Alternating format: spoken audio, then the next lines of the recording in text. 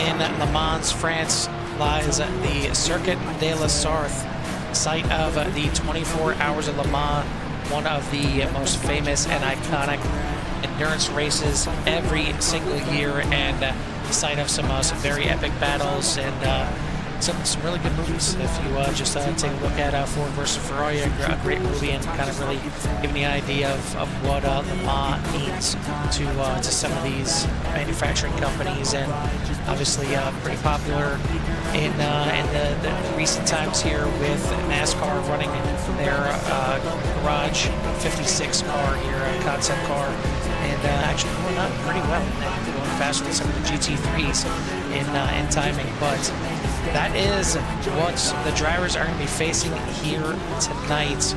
CRN's coverage of the Casual Sim Racers League here, and this is race number 5. We are already at the halfway point of the season. Seems like the season just started, and this is going to complete the first half of the season, and it's going to be an epic finish to the first half, as this is a beast of a track. If you're not familiar with it, it is huge. I mean, there's no other way to put it. I mean, it's not Nürburgring huge, but it is 13.6 kilometers, 8 miles long. The laps are going to be in the 4-minute range, which means when we take the green flag, we are 10 laps to go right from the rip. So these drivers are going to have to make their passes. Are going to have to be smart about it. Certainly cannot afford any kind of towing back to the pits, or the race will be over very, very quickly in this long lap. Carl Hamwork in the booth, joined by Joe Sullivan. Joe, I know you just got this track here, but I'm sure you've at least heard of Le Mans and the lure that it is. Oh yeah, I've heard of it, and now seeing it here on iRacing and realizing how huge it is. I mean, 8-mile long track is this is almost going to be like it's an endurance just to get around here one lap. I mean, 38 turns, I mean, 4-minute laps, to me, that is an endurance race. You know, I mean, coming from where I'm usually doing about 30-second laps or so. So this is, and like you said, you make any kind of mistake here, and it's, I mean, ball game. Yeah, absolutely, and it's going to be even rough for these drivers. To just get a lap in. I mean, the one thing that's good for qualifying here is they don't make you drive an entire sight lap coming from pit lane before you actually take the green flag. You start right at the end of the Porsche curves and kind of start your lap right away, or they won't be able to get a lap of qualifying in. But that's all you're getting here tonight. They got 5 minutes of qualifying.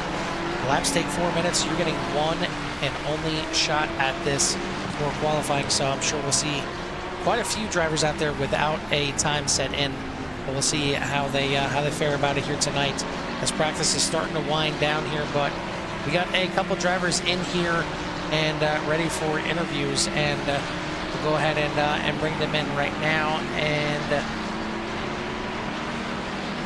so we'll go ahead and bring in our 2 pre-race drivers right now. And that is going to be the 87 of Antonio Avendano Diaz and the 831 of Brandon Powell.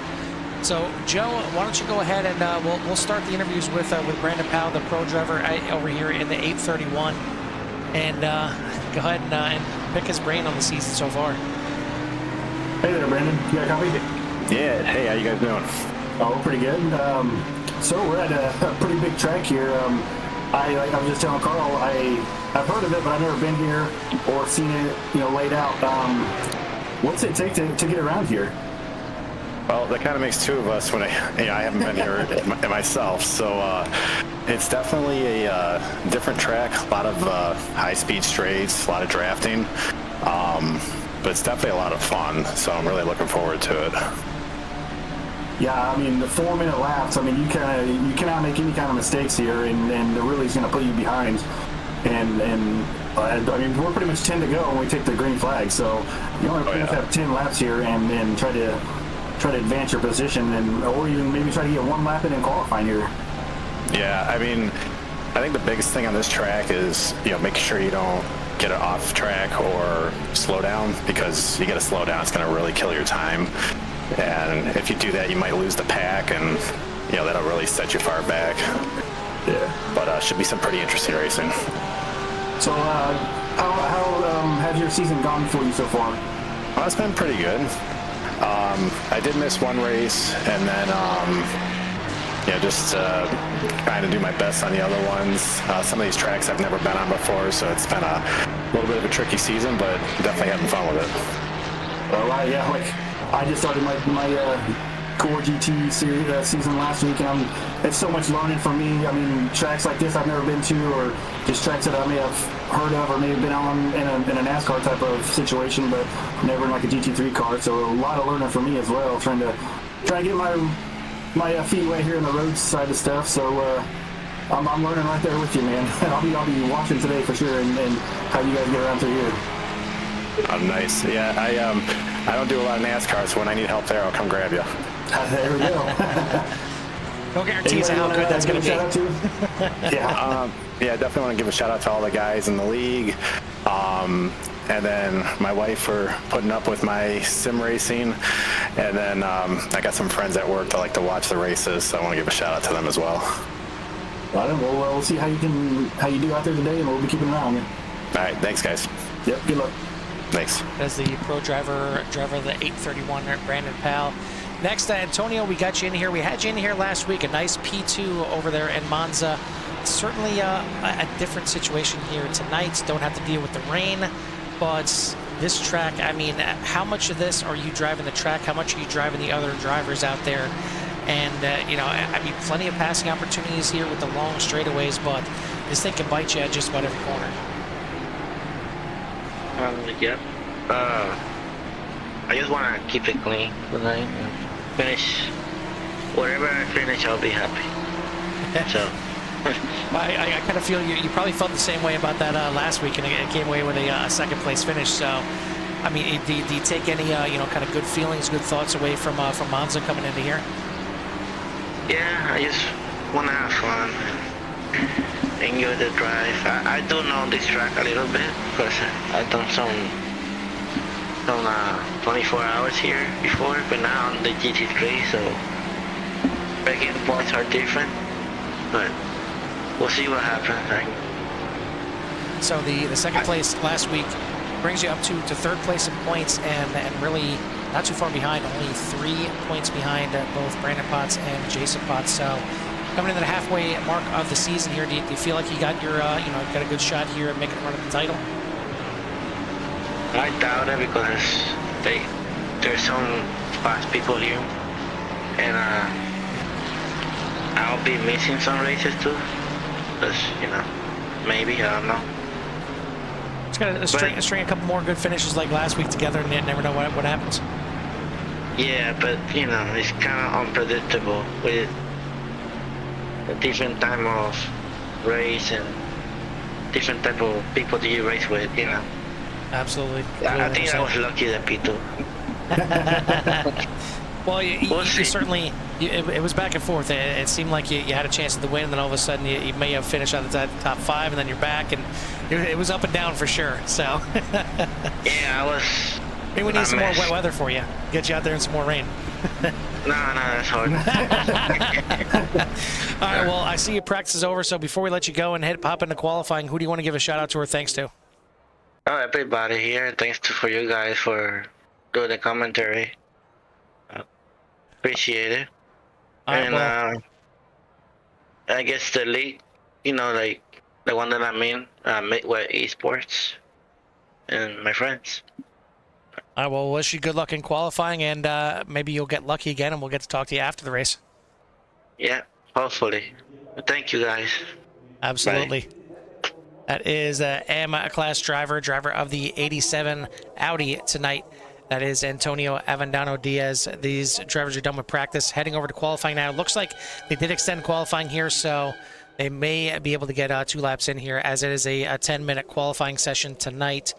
But while we have some time, we'll take take a look at those points that we mentioned, and again, very close in the.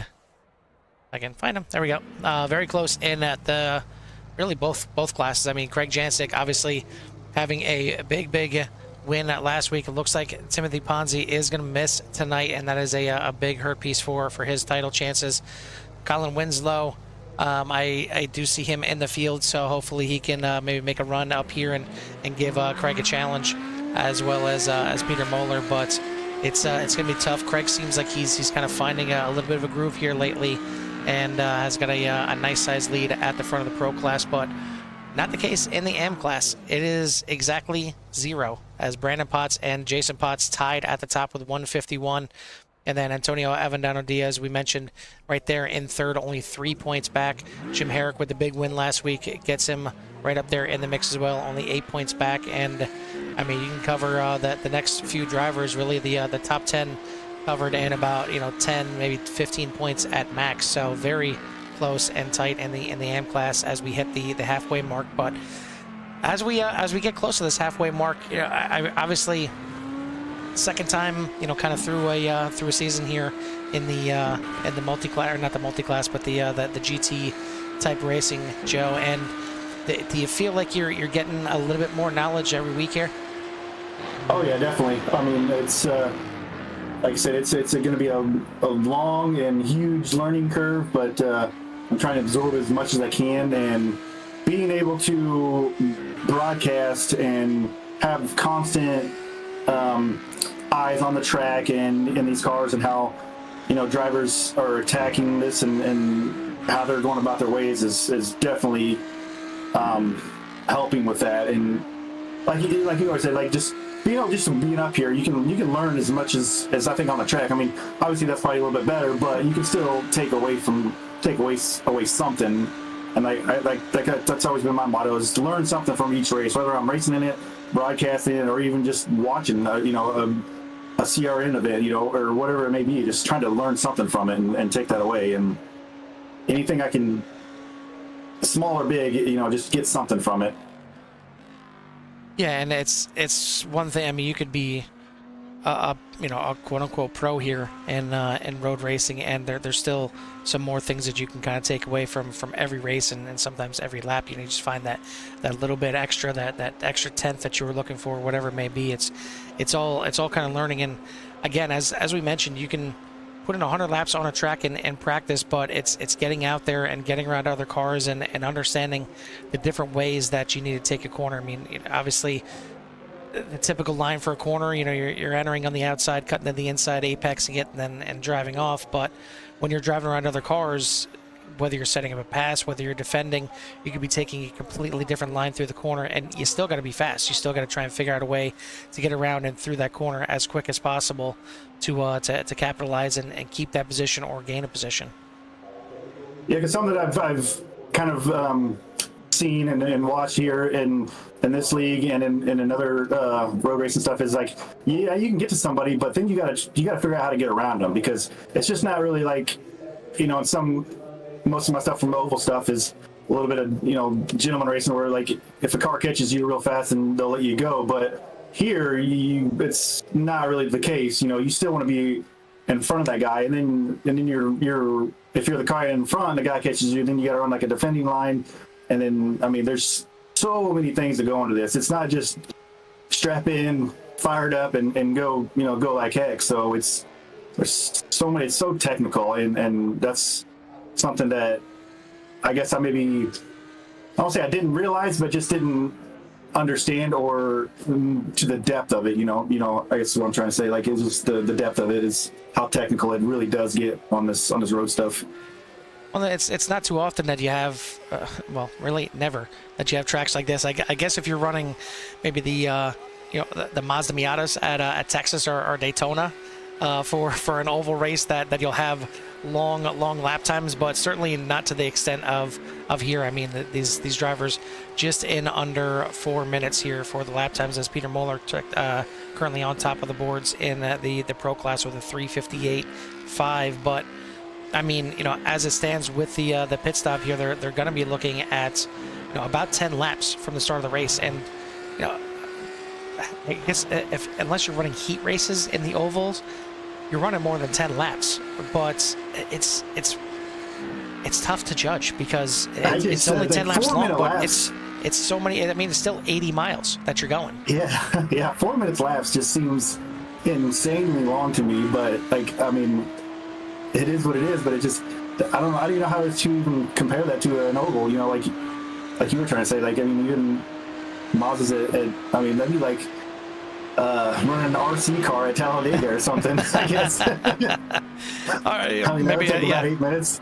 big wheels at big wheels at Bristol. Maybe that'll be your lap times there. But Yeah. I mean, you'll see even longer times, about twice the length when we get later in the season here at the Nürburgring, as that one makes this track look small. So be very interesting to see what those drivers do there at the Nürburgring. And I mean, a really tough second half of this schedule. I mean, this is not exactly an easy track here tonight with Le Mans.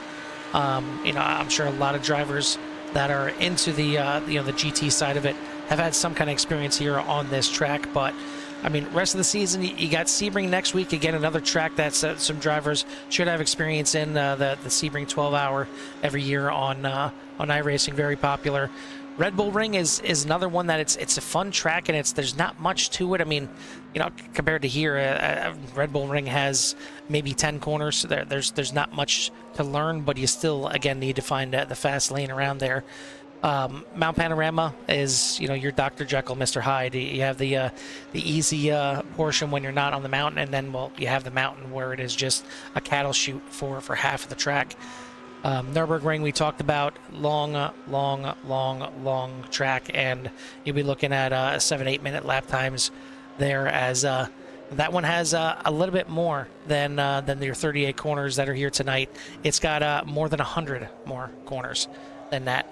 So that is going to be very interesting. It's wonder how many laps they're actually going to get in for their 40 minutes there, and then finishing the season out at Suzuka, which is another one where, you know, if you're into you know, any of the GT racing or even Formula One, there you certainly have some experience and knowledge of Suzuka, but not exactly the easiest track. I mean, the S's, you get one little corner wrong, and it sends you just all back and forth through the first 5 or 6 corners, and you feel like you're constantly trying to kind of get back into the groove of things. It's a groove importance of a track.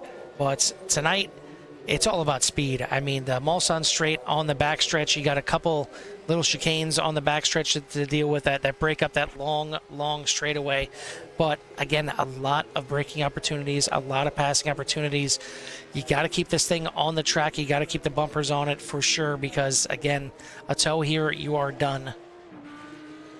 What is the tow time here? I mean, my goodness. I mean, next week. Yes. Yeah, Oh, I mean, man. realistically, I mean, I guess if you have to tow on lap 1, you may still be able to complete another lap on the track. But other than that, it's going to be tough. Yeah, it's gonna be. I mean, it's gonna be interesting to see how these guys get through here the first couple turns, because yeah, that's not the spot where, especially the first lap, is where you don't want to have to use a tow there, or try to limp it back around if you can and get your fast repair. So these guys are going to exercise extra caution, and then give maybe 1 or 2 extra car lengths here to get through this and then settle it. Well, even the start of the race, I mean, you look at the final little chicane that heads you into the start-finish line, and it is, you're taking a look at it right here. I mean, you kind of finish the lap on 2 chicanes, and the last one being very tight and small, and that's where you're starting the race. I mean, we take a look here at Barney at the start-finish line, as it won't jump to him for some reason. Grab somebody that is on track, and right there you're looking back at the far end there. That is the last corner, and that's the little chicane we were just looking at. That's the distance right there from the last corner to the start-finish line, and when the green is being thrown. So not everyone is going to be through that chicane when the green flag is dropped. I mean, it is dropped not too far after the cars are going to come out of that final corner. So a lot of these guys are going to be getting on the gas and then getting on the brake right away and trying to maneuver their way through that chicane, which is barely wide enough to get one car through, let alone side by side. So certainly take a look at the start of this race. We could have some action, some incidents before we even actually get to the green flag. But Looks like these boys are gridding up. Yep, as it stands, it looks like we are ready to get this thing underway, and we'll take a look at the qualifying results on top of the boards. Not what the pro drivers wanted to see, but Craig Jancic on top right there with a 357.6. Siviani Madrigal in second. Peter Moeller, Colin Winslow, Frank Bassano, your top five. Renan de Lima, Jim Dutton, Herbert Pineda, Skylar Vickroy, Dan Marrera are going to round out your top 10. Finishing out the order is going to be Brandon Powell, John Seamer, and Stefan Price. So all the pro drivers able to get a lap in, and I mean that is a accomplishment as it is here over in the AM class. Yeah, going 8 miles without getting an X is pretty impressive in itself. Exactly, and being fast at that too. Exactly. Yeah. Over here in the AM class, it is the man we talked to before the race. He wants to talk about luck last week. I'm not buying it. I'm not buying it, Joe. I'm not either. Antonio Avendano Diaz on the yeah. pole here, just cracking the 4-minute mark with a 4:268. Randy Ayers, Jim Herrick, Brandon Potts, and Christian Torres, your top 5. Then Brian Farron, Ian Wilson, Jay Little, and Jason Potts, as Jay Little, Jason Potts did not get their laps in, but we are rolling here at Le Mans, and we're about ready to kick this thing into high gear and give you, well, 10 laps to go from the rip. So I guess, I mean, do we need to go right to the love to hear it on the start here? And I think what we will do as well is we're gonna hop on board with one of the drivers here in the back and just see how chaotic this start is as you're coming again to the final few corners here, and really in the final 3 corners before the green flag is that you can see the green flag waving. But nice size field out here tonight. Looks like 22 drivers, and unfortunately there's a 22 Joe Sullivan out there that it's just, who's that guy? yeah, I mean, he's in a Lambo. I'm not worried about him too much, but we'll see what he does out there. But a mix of cars here tonight. I mean, for a while we've seen 1 or 2 cars kind of being the dominant forces. You do see a decent amount of Ferraris out there tonight, but you do see the Lambo of Craig Jancic on the front, Mercedes in second, Porsche in third, Audi in fourth. Then you got Ferrari. I mean, you got a good mix of cars out here. Ian Wilson in the McLaren as well. So a lot of different manufacturers being represented here, and it's a track that, again, it's a lot of high speed, but there's a lot of technical corners. There's some slow corners that you need to get through quickly. There's some fast sweeping corners that you need to make sure that you're hitting all your racing lines as well. But speed, and we'll bring up the dashboard and show you how fast these drivers are going down the Mulsanne straight. But we are getting ready to go. You see the pace car going to pull off to the right after the chicane right here. That is where the start of the pit road is, and there we go.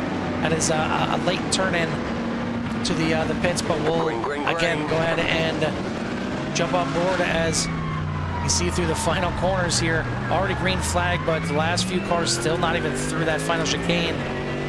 And riding on board right now with Jay Little, one of the drivers that did not get a lap 10 minutes. So we'll see his first couple corners here, and is he already kind of backing off and just letting this field kind of settle in.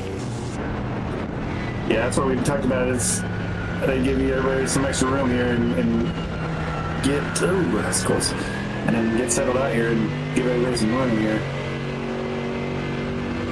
as they start the 8-mile lap. Randy Ayers already moved himself up into second place here in the AM classes. Antonio Avendano Diaz goes a little wide there, but gets around Renan de Lima in the pro class. Put a car in between him and Randy Ayers. Randy certainly looking for a bounce back after last week. It was rough to say the least, and not likely that we see the 66 had that much struggles right off the bat, but not too many struggles here as you see the run. You see the long straightaways here. This is the Mulsanne straight heading into the first chicane, and Ayers already going for the lead, getting very close to the back, and does get tagged. And already a first incident. Randy Ayers is right there. We'll take a look again. Just about to get into the back of the 6 there. And we'll see what happened here. Braking hard, entering the first chicane here on the Mulsanne straight. And everything still good right here, but did not complete the pass fully. and got on the gas there a little bit in between and got right behind Brandon de Lima, and the back end just steps out on there. I'm not sure if we had to jump on the brakes hard, but yeah, he must have a lot of rear brake in that because it just spun around when he jammed on the brakes. Gets into the wall a bit there. Looks like. Oh, there goes a flying part. Yeah, keeps flashing on and off. We'll see when he pulls away here. And it looks like, unfortunately, he did lose that rear wing. That's going to be a lot of downforce he's going to lose through those fast corners. So can't get to that first pit stop quick enough. Again, just some early incident here for Randy Ayers after last week. It looked like he was going to get a great start here, grab the lead, but unfortunately, he ends up suffering some more damage at the start of this one. But up front, it is Craig Jancic in the lead, but he has got company. Colin Winslow right behind him, looking for a pass here. There he goes. And this is a very tough, tight little section. You gotta be really brave through here if you're trying to make a pass. Jancic holding Winslow off for the time being.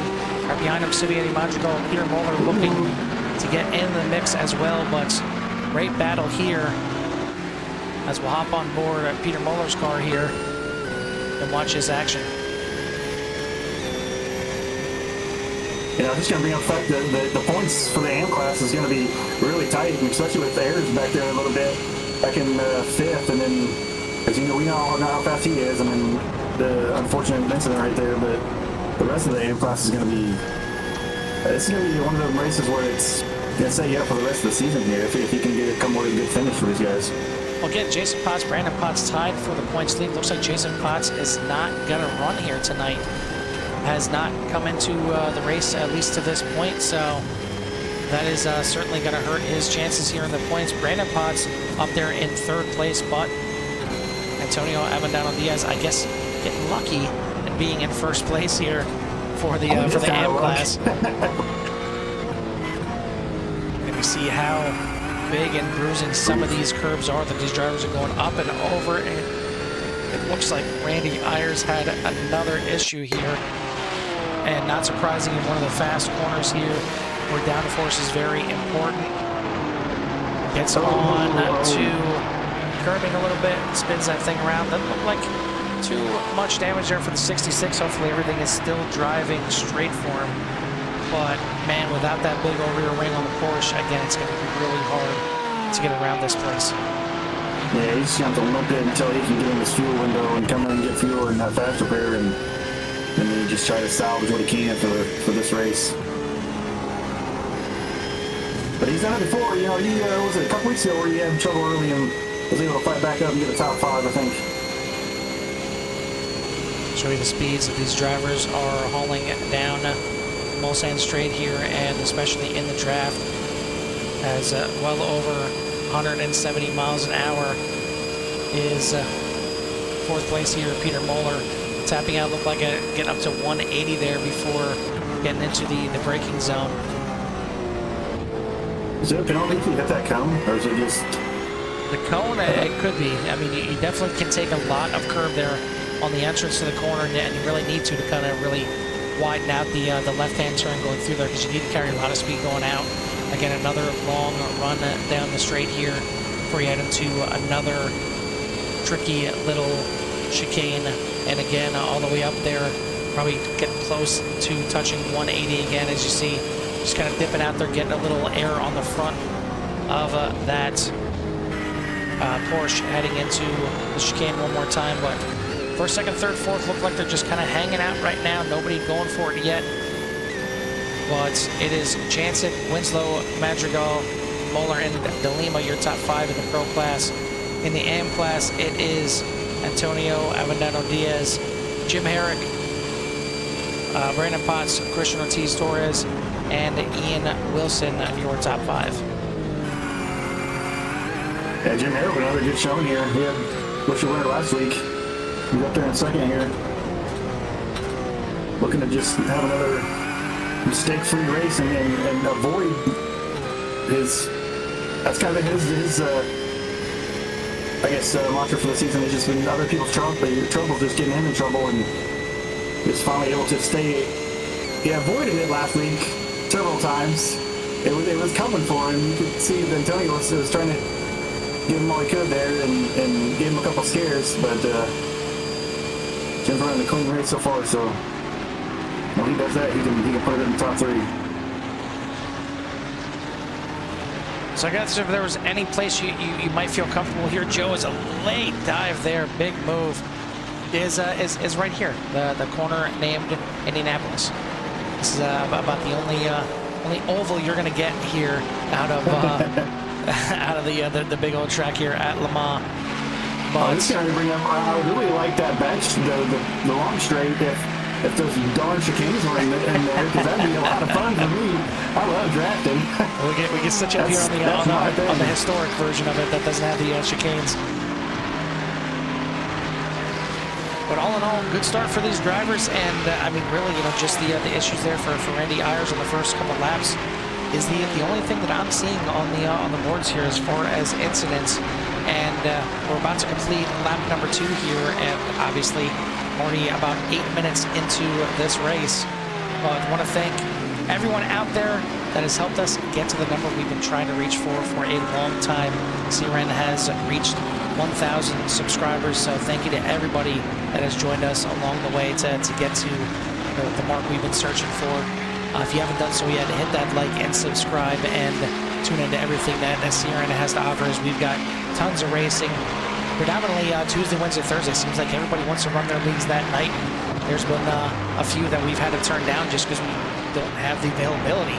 I mean, we got, I think, 4 different leagues that we cover on Tuesday night, another 4, I think, on Thursday, at least another 2 or 3 here on Wednesday night, including these drivers right here and CSRL.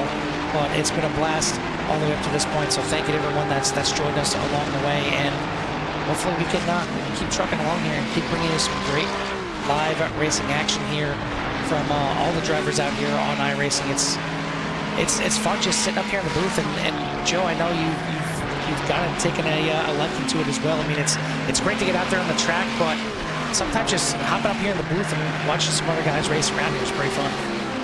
Oh, yeah, definitely, and in this situation specifically, because I would rather be up here than trying to find my way around these guys. I mean, it would be fun and all that. I'm sure they're having a blast, but it's a lot of fun just being up here and being relatively new to iRacing and all this, and just trying to absorb as much information as I can and learn as I go, because it's just so much. I mean, you got so much with iRacing, and then with the computers, and then your rig, and I mean, it's mountains and mountains of knowledge to be learned here, and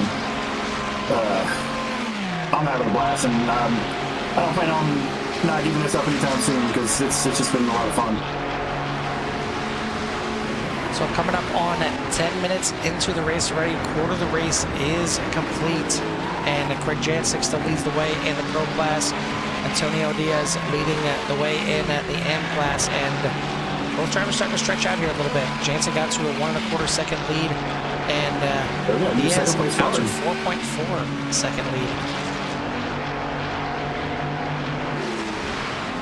Take a look here at Brandon Powell as he's running behind Jim Herrick, the second place driver here in the AM class. So not for a position here, but he's trying to hold off Jim Dunton right behind him to hold on to 9th place here in the Pro class. So pretty good showing here from Powell. Again, he mentioned, running at Le Mans before, but running in some of the other classes, the GTPs, LMP2s. Certainly a different animal getting around this track and a lot faster and completely different braking points. So you hop into a slower car, you may want to think it's easier. It's not. You're relearning the entire track, and figuring out what the braking lines are, how you're going to enter corners, how much grip you have going through those fast sections. It's like, again, it's relearning an entire track. You may know the layout, which way the corners go, but that's about the extent of it. Yeah, so how do you, learn a track like this? I know the best thing is just get out there and get it, but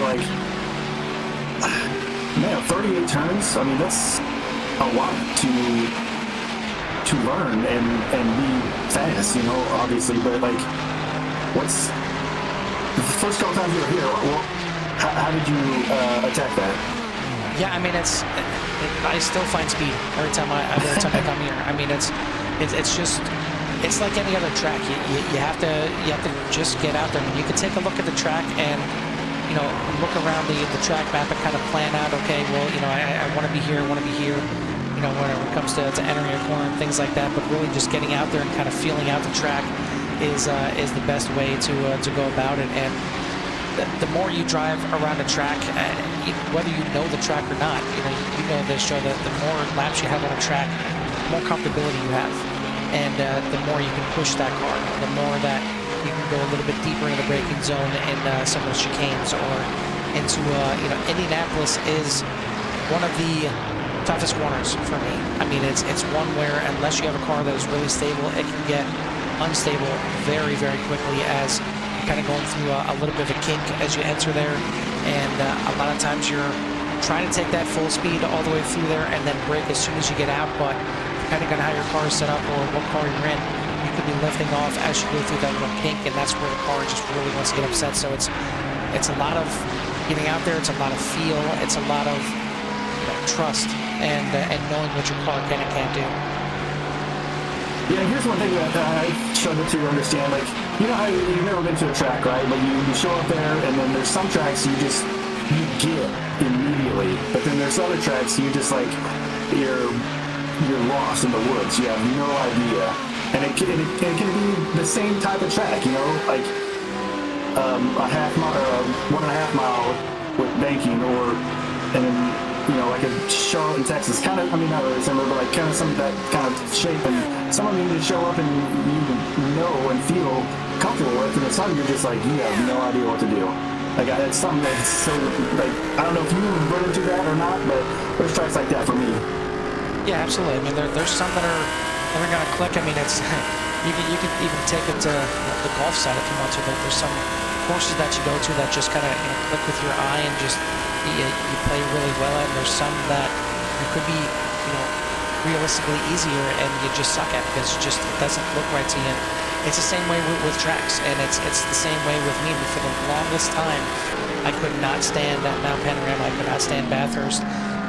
You know, I could run Beast there, and I could run the Beast for a few laps, but I never felt comfortable with it until it just finally clicked. And you get into, again, I bring it back to golf. You have that one good shot, and it keeps bringing you back. Well, you have that one good car set up, and you have those, you know, few good laps in that car, and the track just feels good all of a sudden. But again, it all comes back to comfortability. It all comes back to being comfortable in the car, understanding all the car's limits, and not utilizing all those limits, not pushing it all the way to the limit. But, you know, the further you can, the faster you're going to be, but the more trouble you're going to bring into play as well.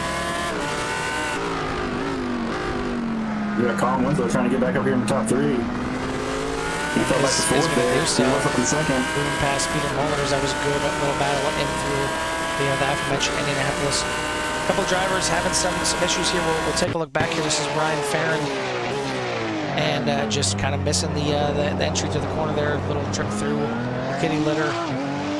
Skyler Vickroy having a bit of a off-track excursion here. This is through the exit of Indianapolis, and he is going to lose a position, at least fight for a position here. But yeah, he is going to lose that position. But all in all, I think these drivers doing a fantastic job out here, and really handling this track. The stuff, and they're barely having any on tracks, which is, I don't know if the track limits are widened here or or what the deal is, but they've been keeping her on track. And ooh, there's a fake out to the pits, or no? Was that pit lane out there? Yeah, that is a pit lane right to the right hand side there, or left hand side if you're looking at the camera view here. Yep, and it's it can be a tough little entry there as well. I mean, you're kind of going through the chicane of the last corner there when you go in through the pit entry before you actually get into the pits. So it's another one where you want to practice the entry there, because again, just like any other pit, you can gain or you can lose a lot of time. And I mean, you mess up just a little bit on the pit entry and you get an unsafe entry, you're going to be losing a ton of time. So you really got to be careful going in. But if you know it, and again, you're comfortable with it, you can gain a bunch of time on the field that are, you know, being a little tentative through those corners. But Taking a look at the standings so far, it is Craig Jancic now out to a 3.5-second lead over these three cars here. There's a second, third, and fourth in the Pro Class. Silviani Madrigal, Colin Winslow, and Peter Muller. Fifth place is Frank Pisano, back another 11 seconds behind these drivers. And in between them is Mr. Lucky. I don't know if he's driving with a four-leaf clover or the Lucky Coin, whatever it is. He's a liar. Plain and simple. I don't think there was any kind of luck last week. I mean, well, he was selling himself really short. I will give him this. It was rain, so I guess luck certainly can come into play because the rain is not easy. You need a little luck sometimes to play your part. He got last really week, lucky but a couple times getting into turn one, that's for sure. this week, this is not a lucky performance right here. This is a good dominating performance here. A quick little scrap there with Randy Ayers, who did come into the pits. Hopefully he can make it to the end from lap number 2, and we'll see what kind of ground he can make back up. But he has taken control of this lead, has Diaz, out to a 7.5-second lead over last week's winner, Jim Herrick, who is in second. And amidst a little bit of a scrap behind him here is Brandon Powell, Skylar Vickroy, battling it out right behind him in the mirror, heading into the second chicane. Vickroy going to hold on to the position right now, onto 9th place, as Powell is rounding out your top 10 there in the Pro. But 3rd place in the M class, going to run it by himself. You've seen him make a nice little dive. Actually, that thought what's the leaders up here.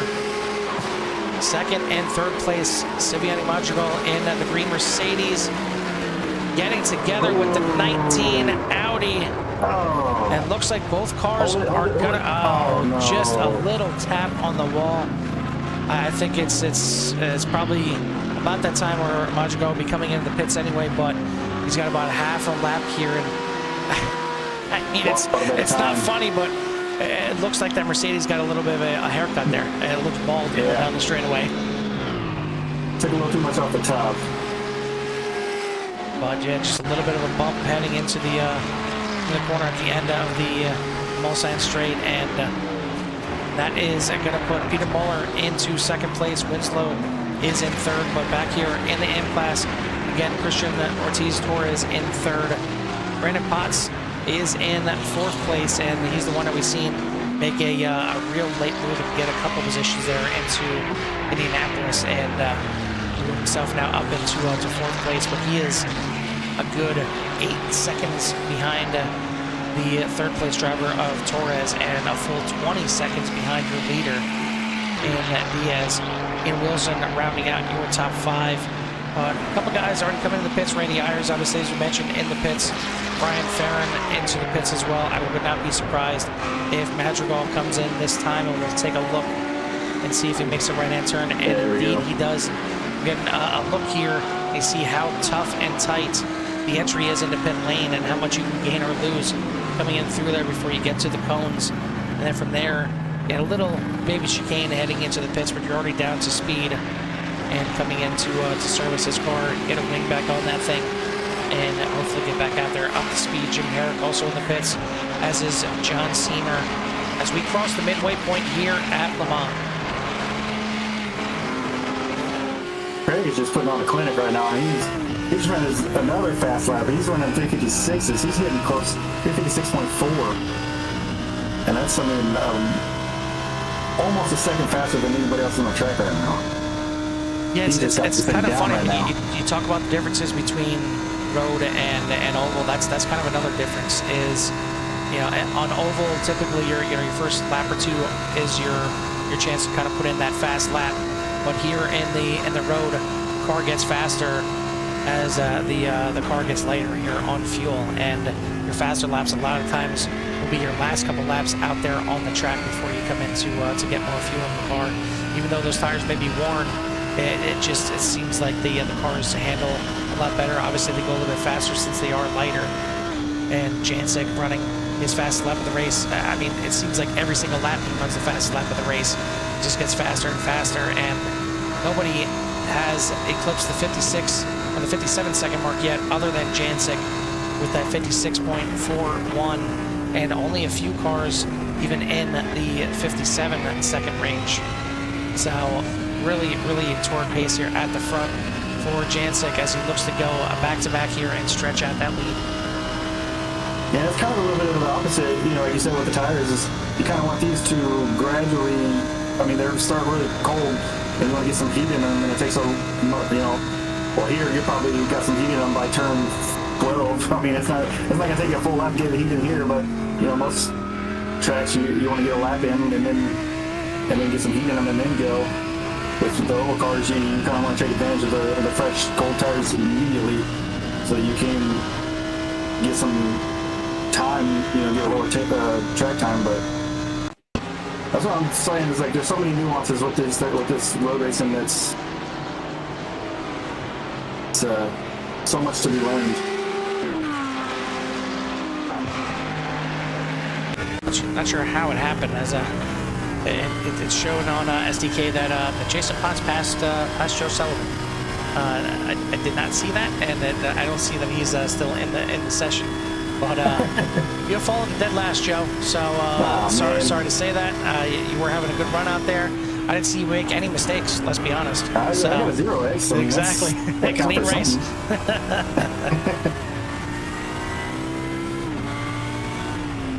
Should see a bunch of the drivers come in this time by, as it is past the midway point. These drivers are certainly good to go all the way to the end from here, and already seeing a little inflow of drivers the last lap. Not sure how many laps these drivers can make out there.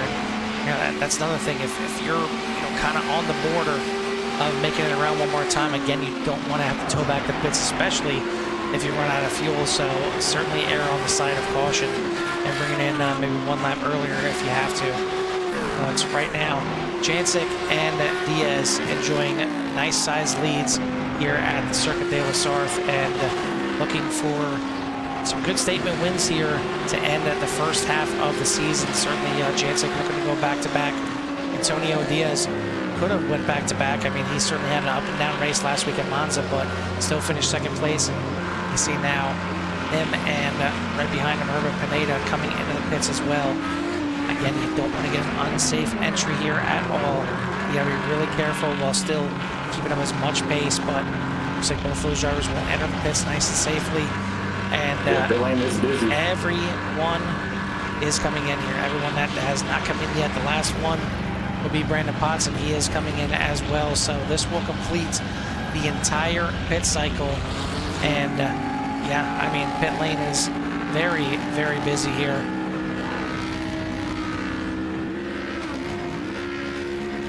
As out of the pits. So another thing, like one of the nuances is like, so you want to try to go as long as you can here, because like you said, lighter is faster, and then also to pile on that, you want to take as little fuel as possible just to make it to the end here.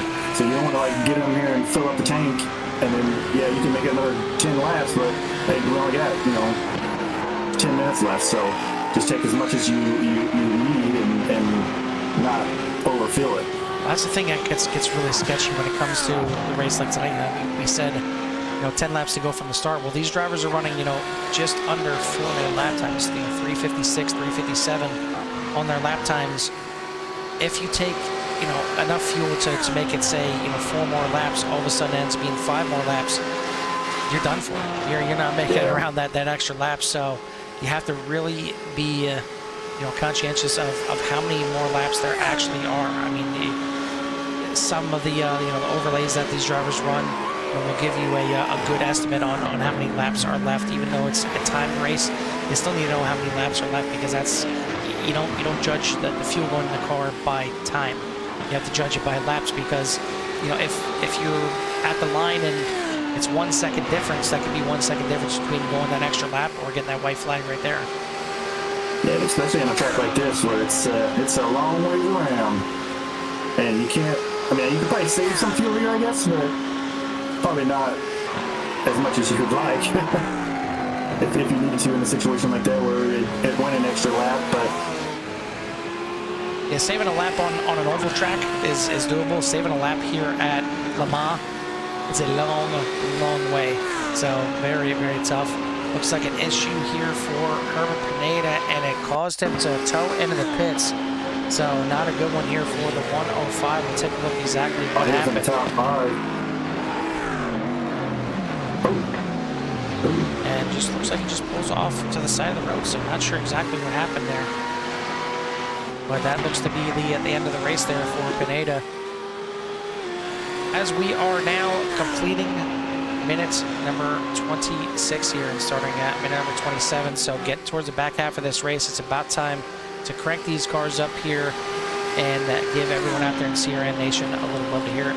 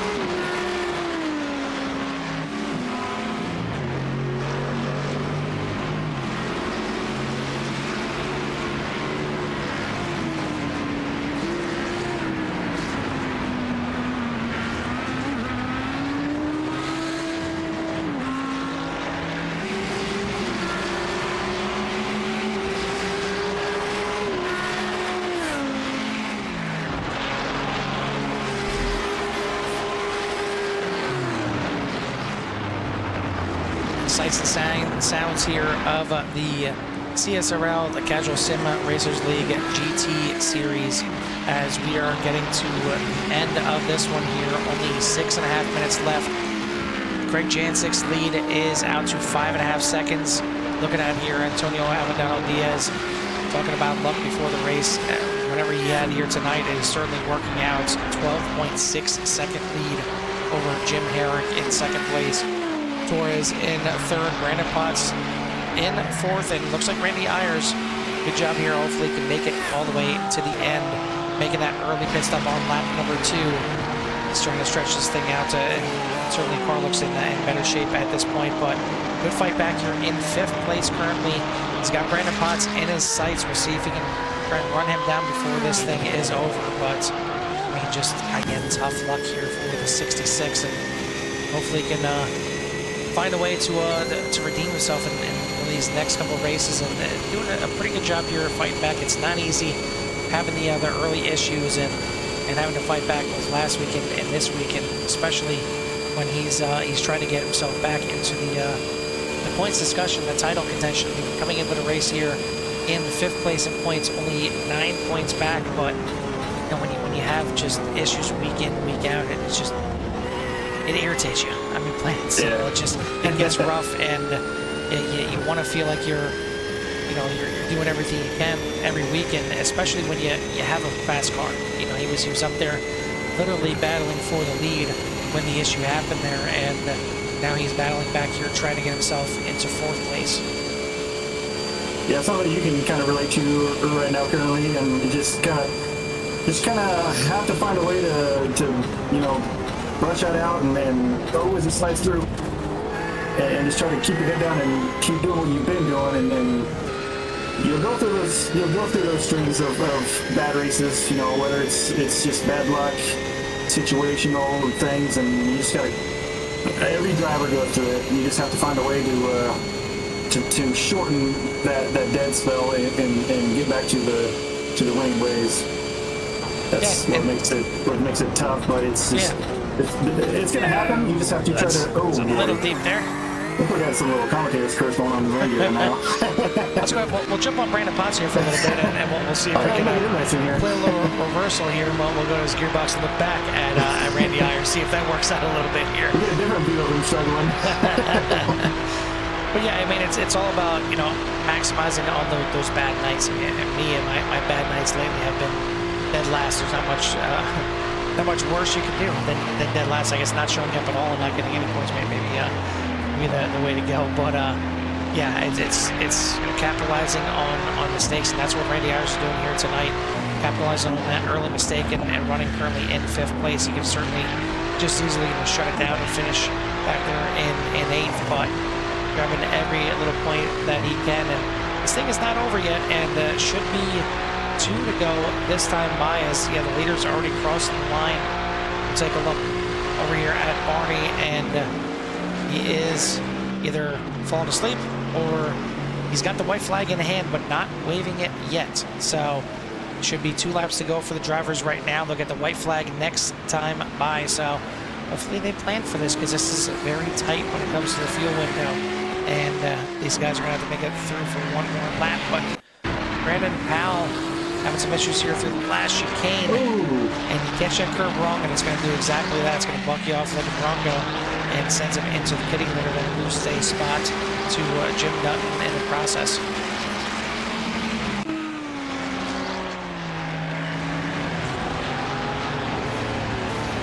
That would be a very important pass for Randy too, because Brandon Potts is your points leader, tied with Jason, who is not here for this race. So if you get down here and you get that extra point or 2 or whatever it is, and then help his case to get back into this championship battle. But also, Antonio, who's leading this race, and like he was only like 2 points behind, 3 points behind that he is. So. Yeah, looking like you know, at this point he would lead with the points lead as it stands. But he certainly wouldn't mind if Ayers catches up to Potts here and makes the move on him as well to finish this thing out and help him stretch out the points lead if he does get it to you know, a little bit more as they head into the second half of the season. And again, next week is going to be a good one. It's going to be a fun one as they head into Sebring International Raceway, and it's again a track that these drivers certainly have had experience on, and it's a little bit more technical. Certainly has some speed sections, but not certainly as many, and not as high speed. It's more of a technical track, and you really got to get in the flow of it and get in there pretty early. A couple sections are very tight and they require a lot of braking, so still going to be a few passing opportunities, not as much as here at Monza, or not Monza, at Le Mans. So qualifying is going to be very, very important for the drivers next week at Sebring. And I think the pit strategy is going to be very important as well. As the short pitting there is something that is definitely going to help these drivers out. But we are looking at the best battle on the track right now. Randy Ayers is within a second. He's within a half a second of Brandon Potts, trying to reel him in and grab himself a 4th place. A good fight back right here either way for the 66 team, but I don't think he's done that quite yet. He's trying to get up there. Frank Pisano having some more issues and dropping down the order. Let's take a look at what's happening with the 38s over here as he shoots through. Also straight again, and this one very, very hard impact there for the 38s. And that car does not look like it's driving straight at all. No, and that's what we call in the industry crab walking, as that thing is a little bit sideways going down the straightaway.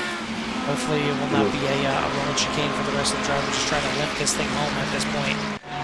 Well, we head back over to our battle, and we will see the white flag at this time by, as your leaders over in the Pro class, Craig Jancic, out there again to a 5.3 second lead, and he will see Barney waving the white flag this time by, coming through the final chicane. Wake up out there, Barney. It's time to wave the flag, and actually he was just standing there. This is the checkered flag this time by, so it was 1 lap to go. I apologize to everyone out there. He wasn't waving it, he was just holding it right there. So we'll hop back over to our battle, as this is the final lap for Randy Ayers and Brandon Potts. Craig Jancic going to be your winner in the Pro class. Peter Muller, Colin Winslow, your top 3. Silviani Madrigal going to finish in 4th. And, excuse me, Brandon Powell going to finish in 5th place.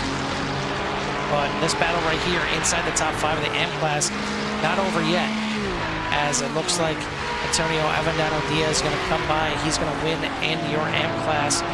And we'll have to have a little conversation with the lucky man out there in the 87. Jim Herrick is going to finish in 2nd place in the AM class. 3rd place is going to go to Christian Ortiz Torres. Good run for all 3 of them, but Randy Ayers not done yet, trying to throw it in there in the final chicanes. 1 last chicane to go. Unless Brandon Potts makes an issue, he will not. Potts going to hold on to 4th, and Randy Ayers going to come home in 5th, but again, a good fight back for the 66. I know it's not, again, where he wanted to finish, but it could have been a lot worse here. But, I mean, Le Mans, it's another race where clearly by laps it went by very quick. I'm sure inside these cars it was the longest 40 minutes of their lives, and this is not an easy track. There's a lot of time where you can kind of rest a little bit up down the Mulsanne straight and kind of shake out your arms if you have to, but then you got to get right back to it. But welcome to Le Mans, Joe. Yeah, that was I mean, an 8 mile, a 4-minute lap, and I mean, like I said, it's a little bit of time to rest, but you really got to be, you're thinking about other stuff too for a little bit there. I mean, even on the straightaway there, you defending other cars or trying to draft with other cars, or thinking about this or thinking about that, and then boom, there's a chicane, and then you get out, and then you get a little bit of more break, and then another chicane, and not a whole lot too much just to chill and then relax. There's a lot going on here, and 38 turns is, I bet these guys' arms are wore out, even after a 40-minute race. Yeah, absolutely. We'll go ahead and get some of these guys in here, the top 3 from both, in for their interviews, and have a little chat with them and see how it was inside the cockpit of these GT3s here. It certainly is. It's not the toughest track that they'll go to this season by far, but I mean, these guys still did a phenomenal job. I mean, very few issues for these drivers other than you know, overshooting some entries there and going through some of the kitty litter. But all in all, I mean, they kept the cars clean, they kept them on track, and ended up being a very good race.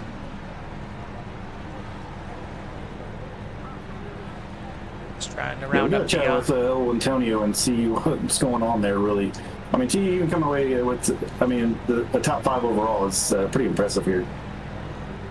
Yeah, absolutely, and he can blame it on the luck all he wants, but it was a great finish for sure.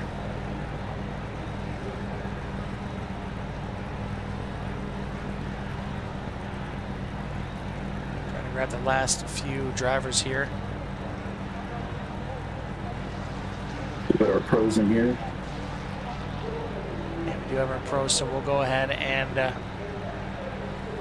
we'll jump back a few laps here, and we'll go ahead and start with our pro drivers and start with, I was going to say, is it stuck now? But we'll start with our third place driver, and Joe, why don't you go ahead and take the third place driver here in the AM class, and it's going to be the 19 of Colin Winslow. Hey there, Colin, you got a copy? Yeah, I got a copy. Hey, so Did you say AM class? No, pro class. Pro class. Okay. Word. I did. It's been a long race for me up here too. Well, we usually start with the AMs, but you guys were here, so we just had jumped in and got you guys up here. So, wow, my first time here. I've heard of it, obviously, but I've never really been at the track or anything. So, talk me through what it takes to get around here. It takes not getting off tracks. That's really it. So this track's different. I don't know if you guys know, but this track you don't get 1Xs for off tracks. There's no barrier between a 1X and a slowdown. Like, you just get slowdowns if you barely go off track. And that's exactly what happened to me. I think it was like lap 2 or 3 where I was following Craig too closely and I just barely missed the apex, and I got a 2-second slowdown. Okay, because we saw you were up in second, and all of a sudden you were back to fourth there. Yeah, I didn't see exactly what happened, but so that's what it does. It'll give you a slowdown, and it'll give you that time it gave me like 2 seconds worth of slowdown, which I probably gained not even like 100th of a second of time doing that. So it's pretty crazy. I really wish they would rework that system. But yeah, that's what cost me 2 positions.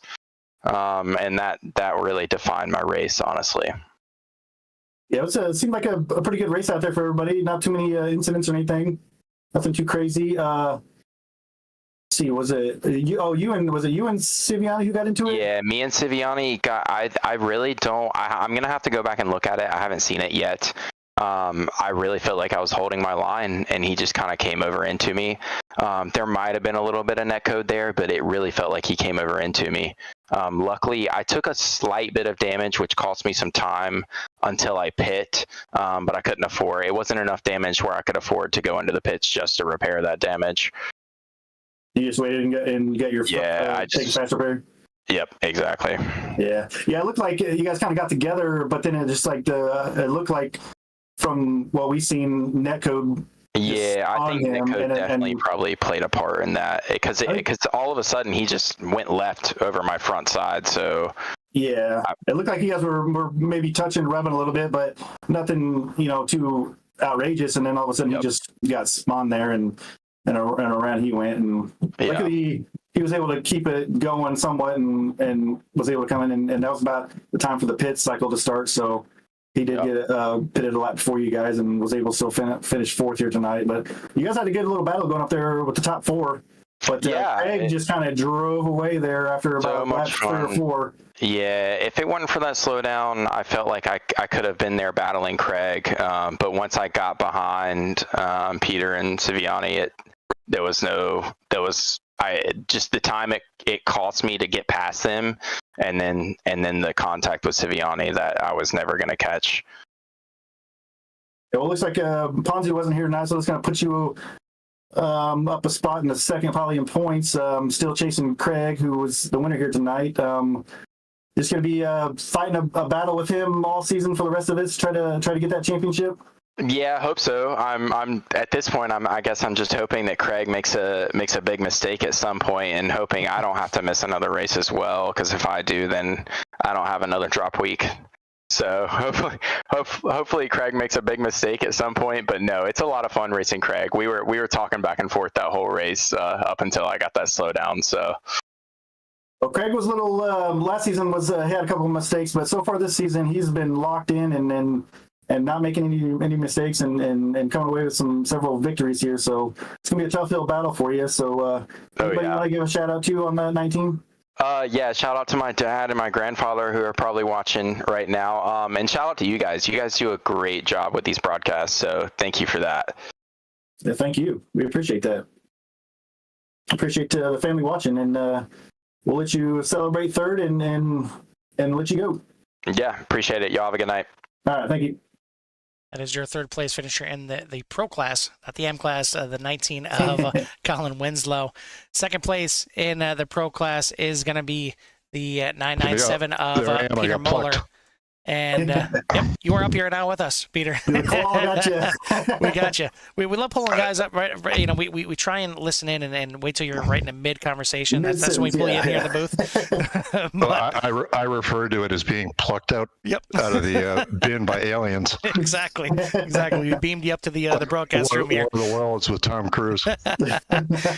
Well, you had a nice little battle between you, Siviani, and Colin for a good portion of that race before the incident between Winslow and Madrigal. But you find yourself on the winning end of it. You come out there in second place, but at that time it was already probably too late to try and make a run at Craig, as he was just on kind of a different level here tonight. But I mean, you still had a good race. You still finished in second place. Another good run for you.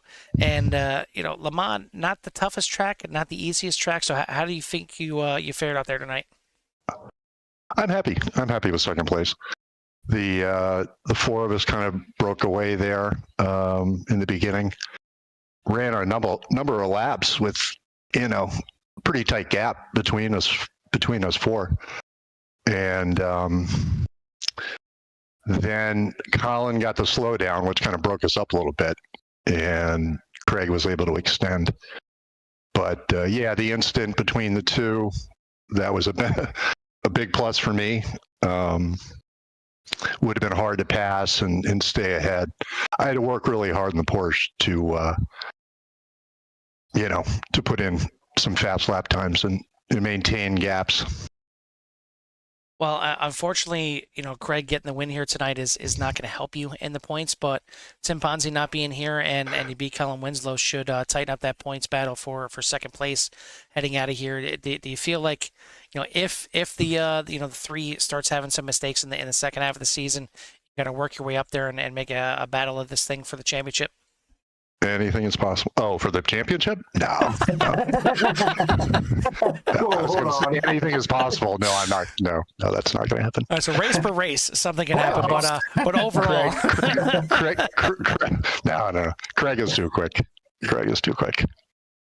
Well, certainly some tough races on the second half of the schedule could certainly mix it up as well. I mean, have you looked at the schedule for the second half? Are there any races out there that you're looking forward to, or maybe some that you're kind of dreading?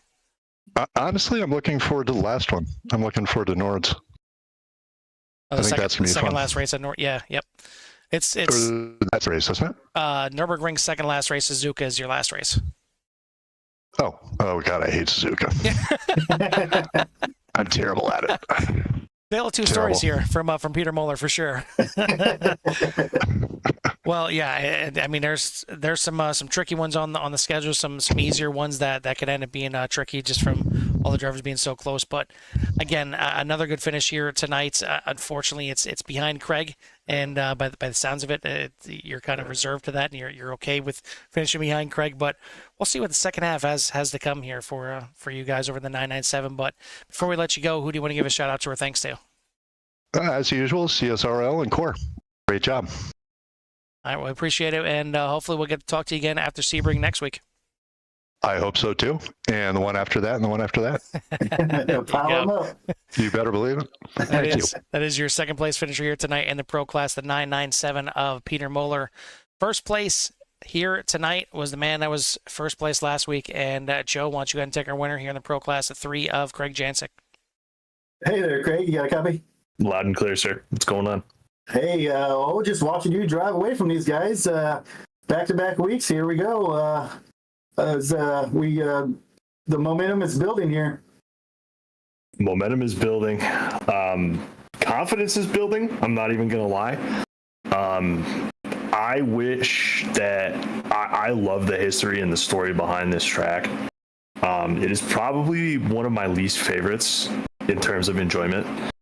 And so I took advantage of our practice last night from green to checkered and just put down laps, and they just kept getting faster.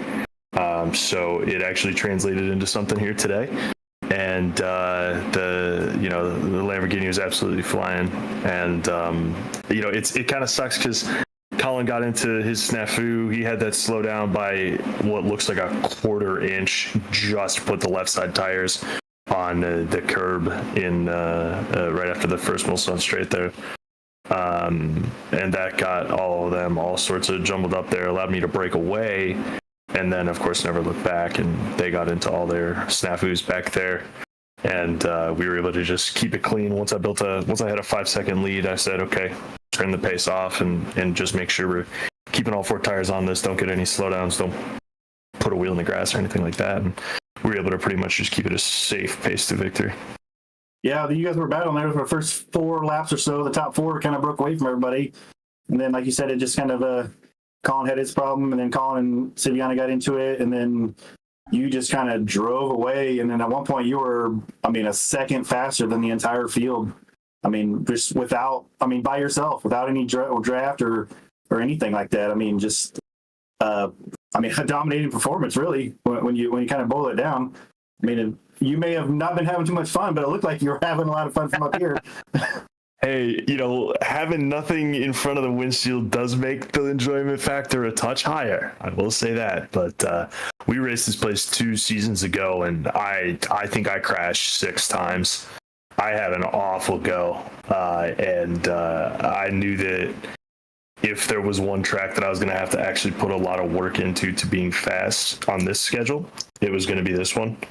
And I'm glad to actually see the work pan out into results here. It's actually a really good feeling. Well, after struggling a little bit last season, this season has been a different tune. You have just been the dominating car pretty much week in, week out, and really got a pretty decent lead here in the points, and with another win, and Ponzi not being here and extending the lead over over Winslow and Moeller. Just what do you look forward to in the second half of the season here? Yeah, I'm going to be honest. We're probably going to my favorite track next week with Sebring. I have a really good handle on that place, and you'll see this Lamborghini with the exact same colors out there on that track, and we'll hopefully be keeping it up front again. A lot of places for draft to come into effect at Sebring next week. And we'll be having to do some fun snake tactics to keep the field behind us once again. But coming off of a 12 hours of Sebring class win in the Lamborghini, I do feel pretty confident and really hopeful, and looking forward to getting to next week. Well, the rest of this field has got quite the challenge. Craig's up back-to-back wins, and he's going to one of his favorite tracks, and confidence is high, momentum's high. The rest of this league is. Has got their work cut out for him. Sounds like the rest of the drivers just need to send it into turn 1. It's just that simple. That's right. Or hope for that random rainstorm. One of the two. Maybe catch me out on dries. Who knows? We'll see. But I don't know. I don't know how the last couple of weeks could have gone better here, man. Honestly. Well, you sure have been putting on a show for us up here, and it's been a blast to watch, and just being fast and showing me how to get around some of these tracks I've never been to or have limited experience to, and appreciate that. But anybody you want to give a shout out to on number 3? Yeah, well, first of all, thank you for that. That makes me feel good, and shout out to you guys, both of you, Joe, Carl. You guys are wonderful, and everybody at Core Racing Network. Another one I can't wait to go watch, not just because of the result, but because of the quality and because of the actual effort you guys put in every week too. So thank you for that. And thanks to the guys in the league here, Jim and Rich, fellow admins, everybody that shows up in races every week, everybody that watches at Core, and everybody that supports me, Team Conti Sim Performance, Martin PC, Digital Sim Sports, Free Green Hot Wings Morning Show. Everybody that's got a part in me having a good time out here makes my world go round. So thanks to all, one and all alike. Hey, congrats to Antonio. He was absolutely flying here this week. Your AM class winner. He was absolutely ripping even in practice last night. So good stuff for him. Yeah, we got to talk to him about that because he was selling himself quite short in our pre-race interview. He told us that this is his favorite track and the only one he has pace at. So you can turn those turntables if you want. I don't mind. Tell him I sent you. All right, we got receipts, so we'll tell him. Perfect. All righty, guys. All right, well, congrats on the win, man. We'll let you get out of here. Perfect. You guys have a great night. All right, thank you. That is your pro class winner here again tonight, the 3 of Craig Jancic. Now we'll shift over to the AM class, and going to start with our third place finish here tonight, and that is the 71 of Christian Ortiz Torres. And Christian, a really good race out here tonight, and you found yourself up there in the top 3 and top 5 for the entire race here tonight. So, I mean, was it the track just kind of felt comfortable with you here tonight? I mean, it's a track that I'm sure a lot of these drivers out here have familiarity with, but running fast out here is a totally different story. Hey, thank you guys.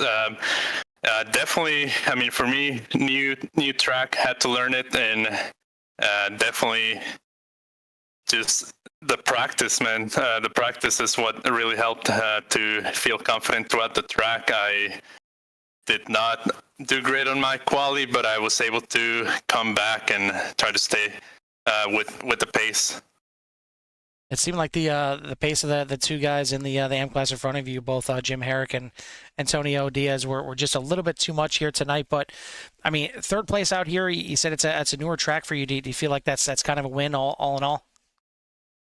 Yeah, I mean, it's pretty exciting for me, and yeah, I mean, the competition is tough, man. Everybody was doing pretty similar times, and but in this track, it's so difficult to keep up, especially if you lose somebody in front of you, then you're kind of not taking advantage of the toe, and there's a lot of things, and then the slowdowns are the scary part here. So gotta drive to the limit, but also gotta watch out for those slowdowns, because those are definitely gonna ruin the race.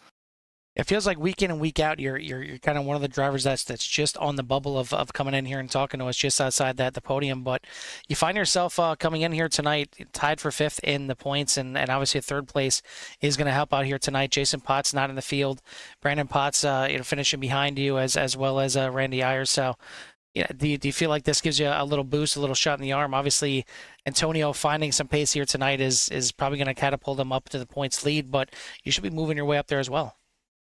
Yeah, I mean, those guys are fast, and so, I mean, tonight this gives us a little bit of confidence to just keep going and keep trying and see what we can do. Well, the rest of the races on the schedule, the second half, certainly you need some confidence going into them. So, are there any tracks you're certainly looking forward to for the second half? You got Sebring, Red Bull, Mount Panorama, Nürburgring, Suzuka. I want to say Mount Panorama, but it's a tough track, man. If I can keep my pace and stay out of trouble, I think I can do good there. All right, well, we'll certainly look for you there, but we'll look for you before then, because again, you've been kind of tickling that podium. It seems like week in and week out, we finally get you up here in 3rd place here tonight. So congrats on the run here tonight. Who do you want to give a shout out to or thanks to? Yeah, thank you guys. To you guys for hosting this and the way you pulled the show. It's excellent, man. And to my girlfriend, my family in Denver, the CFG Racing team, and el canal de Adane, y saludos a todos. All right, and that's all. Once again, congrats on your 3rd place here tonight, and hopefully we get to talk to you a little bit more here in the second half of the season, because you certainly have some pace and can make a challenge of these guys. Yeah. Sounds good, man. All right, that is your third place finisher here tonight, the 71 of Christian Ortiz Torres. Second place in the AM class is going to be the man that was on top of the boards last week, the 40 of Jim Herrick. Hey there, Jim. You got a copy? Yeah, how you doing? Oh, pretty good. You got come away with a second place finish here tonight. Antonio seemed like he was on a different level. It seemed like he should have been up with the pros here tonight. He was running up there pretty far. But you were able to come away with a second here. Talk me through your race here tonight. Yeah, Antonio was quick today. I didn't really have much to offer, trying to stay up with him, but I had my own battles going there, in mid-pack with some of the pros, and I guess my mistake, was pitting that early lap. I think probably I should have stayed with the draft, even though I was just kind of worried because I was with those guys. They were quicker than me, but they kept getting slowdowns, and that would get us mixed up, and I just didn't want to get in any trouble, with passing those guys or anything. It just added risk to a race that I didn't need because, they weren't in my class. So I thought maybe pitting early would help. It didn't do bad. I don't think I lost any spots in the AM class pitting early, but I did lose a couple spots overall, and otherwise just ran a clean race and came out pretty well for me. Yeah, it seemed like you had a little bit of bad luck the first couple races, and not into your doing, just situational things that was taking you out of the races, qualifying the pole and have a problem turn one, and then last week you were able to avoid all of that and come away with a win. Same situation here this week. You avoid all of it and probably did yourself maybe a favor there by pitting and getting away from those guys. I mean, yeah, you lost a draft or whatever, but you were able to just maybe stay away from trouble that could have harmed you, and you were in a good spot there with in second, just you knew Antonio was kind of out of reach, but you just wanted to hold on to second there, and as long as you can kind of avoid the trouble, you're putting in some good finishes here. Yeah, that's really all it takes. It's a lot of it's a kind of a momentum track, and everybody trying to keep that momentum up. You risk the chance of getting an off track or a slowdown, and that seems to be the game. It's either keep more speed or go too far and you get that slowdown, and then you got to give it back. Is there any kind of different mindset when it comes to this track where it's on the longer side of it, where it's you got 8 miles to get around here, you got 4-minute laps, and opposed to your minute and a half or 2-minute laps? Is there any kind of different mindset that goes through while you're in that race car? Yeah, on this track there's definitely 2 corners that stand out that you have to really focus on and pay attention. The first one's Tete Rouge. Is a fast kind of double apex right-hander, and it's real easy to get a slowdown on the exit of it, but it leads into the first of the the first leg of the Mulsanne, and the 2 chicanes are pretty important too because they have long straightaways after them, but the getting a good drive out of I think it's the Mulsanne corner, the hairpin right-hander, is also real important because that's a really long straightaway there. So you have to really kind of focus on those corners and make sure that you're slow in and fast out in order to get a good time. Well, Brandon Potts was your points leader coming in here, and he had you're going to finish above him, but you're still behind Antonio just a little bit. This should propel you up a couple spots here into the point standings. And we head to Sebring next week. Is Sebring a track that we maybe will talk to you after the race again? Well, I won't make any promises, but I ran the Sebring 12-hour recently, so I have a lot of laps in there, and it's a track I'm pretty familiar with too. So for me, knowing the track well is a really important part of being fast. And it showed definitely in some of the early races that were at tracks I didn't didn't have the experience on. So yeah, Sebring, I'm hoping to do fairly well at, and I know there's a couple really tough ones coming up. Bathurst, Mount Panorama, there is a really tough track, and the Nordschleife is on the schedule too, which I have not done a race there in any car on iRacing yet, so we'll see how that one goes. I'm not really expecting a great result there, but definitely looking forward to this one coming up in Sebring. Yeah, it seems like these two tracks on the schedule are going to be the wild cards that may come into play on deciding the champion of the AM class and the pro class here this season. And we'll see who can get through those unscathed and come away with a good finish. And hopefully you got all the bad luck out of you, and this is the good luck time, and you're getting the good luck and you're getting the good finishes. And well, hopefully we continue that in next week at Sebring, and hopefully talk to you then. And anybody who want to give a shout out to on that number 40? Yeah, sure. Shout out 4D Racewear, our sponsors. Better check out 4dracewear.com. Shout out to my teammate Dan Morera, who he finished just up in front of me there a little bit. And everybody watching at home, and all the admins for the great job you guys do with this league. So yeah, have a good night, and yeah, thanks for having me up here. All right, well, we'll see you next week. Hope so. That is your second place finisher here in the AM class, the 40 of Jim Herrick.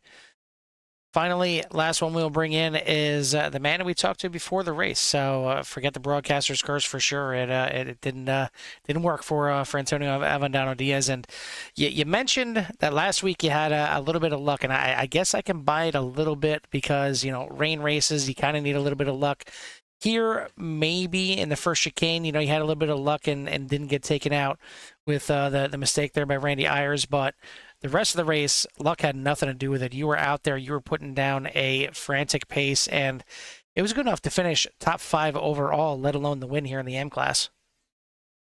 Yeah, that was lucky today. We're not buying it one bit. Not buying it at all. No, I just that guy in the Porsche. I know he's faster than me, and when I saw him overtaking like that, like, you know, too fast, I'm like, oh my god, he's gonna crash me again.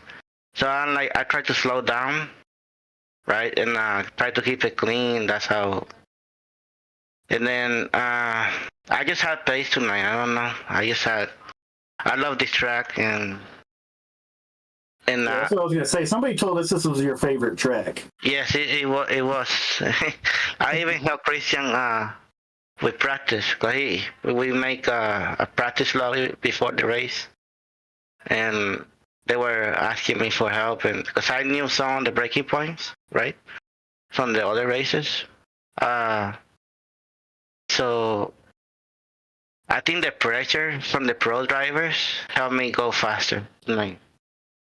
Well, something certainly definitely helped you here tonight. As again, you know, it's not easy winning in the AM class, but let alone, you know, finishing in the top 5 overall. And it wasn't for, you know, everybody making mistakes. There was very few mistakes here, but for the drivers here tonight, a lot of you guys keeping it clean the entire way. And you know, a lot of drivers mentioned you're pretty much, you're not getting a 1X here tonight. You go off track just a little bit at the wrong spot, and you're getting a slowdown. But I mean, you kept the pace up this entire race here tonight, and drove a really good, clean race. And yeah, you can blame it on luck all you want, and maybe that's your way of keeping everything close to the vest, and you don't want these other drivers in the AM class thinking that you're a threat here and sneaking up here in the point standings now. I'm not that fast.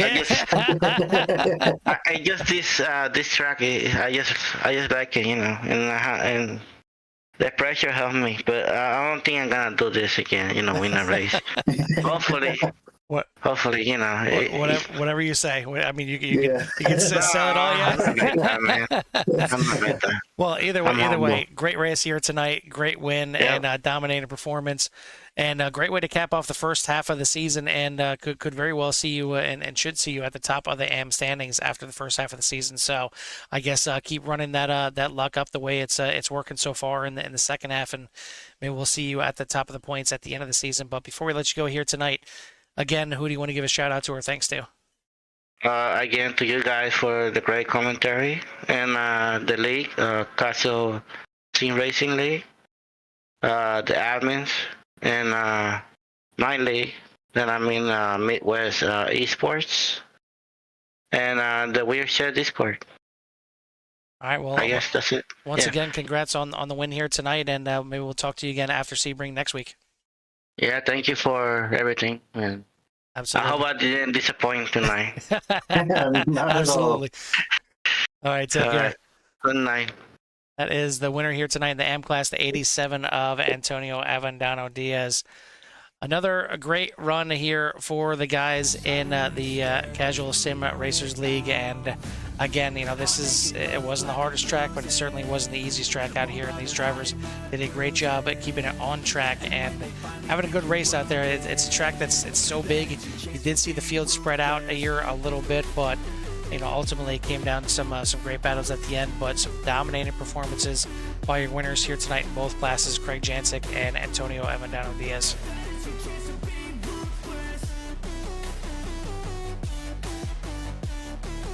So once again, next week we head to Sebring International Raceway to start the second half of the season. And it's starting to be a go time for these drivers here if they want to get in the mix for their championship runs, and they're going to have to do it sooner than later in the pro class if they're going to try and catch Craig Jancic, and they're going to need him to slip up a couple times, but sounds like he's already locked in and ready to go for Sebring next week. Again, it should be a shakeup in the points at the top for the AM class. We'll see who's leading after this week. Going to be a good one. But Joe, final thoughts here for the boys in race number 5 here for CSRL. Yeah, it's I mean, like you just said, this next 2 races, I think if you want to try to capitalize something, it's going to be them, because then the 2 races after that is Mount Panorama and Nürburgring, so you got 2 wild cards back to back there. So I think if you want to try to get back into this points battle, it's going to have to, you're going to have to try to make some noise these next 2 weeks, and then try to hope to avoid any kind of mayhem that may present in those 2 wildcard races. So, but it looks at the things in the pro division, Craig is not letting up. So, good luck to the pro class drivers next week, and we'll see if somebody can overtake Craig. I want to thank everybody out there once again for tuning in to CRN. If you haven't done so yet, hit that like and subscribe and get in tune with everything that CRN has to offer. Tons of racing, wall to wall here on our YouTube channel here. And thanks to everyone that has subscribed up to this point and got us to that 1,000 number that we've been looking to try and get to for quite some time. Thank you to Joe up here in the booth. It's been another fun one here. Thank you to Jim Herrick over there at 40 Racewear. Check out 40racewear.com for the racing gloves for your feet. But for myself and Joe here at the Circuit de la Sarthe, we'll see you at the track.